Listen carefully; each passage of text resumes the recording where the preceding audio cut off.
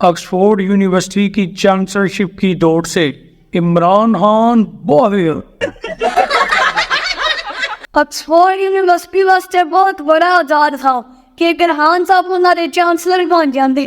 واہ بڑا احساس آ کے میرا پتر خان صاحب ساری زندگی چانسلر کے کونسلر بھی نہیں بن سکتے۔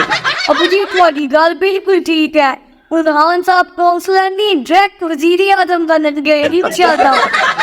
ابو جی تھوڑی جماعت نے بہت وڈی سازش کر کے خان صاحب نو آکسفورڈ یونیورسٹی کے الیکشن چ باہر کر کوئی کام ہو جائے ساری جماعت الزام دیندے ہو یار خان صاحب دی اہلیت ہی کو نہیں چانسلر دا الیکشن لڑن دی۔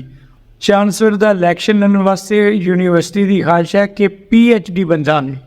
خان صاحب نے بی اے کیتے ہے، پاکستان تینوں پتہ ہے کسے بی اے کیتے ہوئے جتنی دیر وہ بی ایڈ نہ کرے انہوں ٹیچر بھی بھرتی کر دے تے خان صاحب نو آکسفورڈ یونیورسٹی دا چانسلر پڑھا لین۔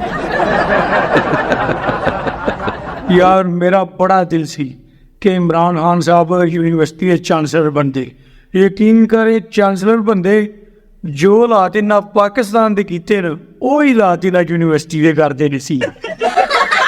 وہی اگر خان صاحب چانسلر بندے نے تے انہاں بڑی یونیورسٹی دا کام کرنا، بڑا کام کرنا کہ خان صاحب نے کہنا میرے پاکستانیوں آج یونیورسٹی کے گیٹ نمبر 5 پہ دھرنا ہوگا، کل میں گیٹ نمبر 7 پہ دھرنا دوں گا، 8 تاریخ کو پوری یونیورسٹی کو میں بند کر دوں گا۔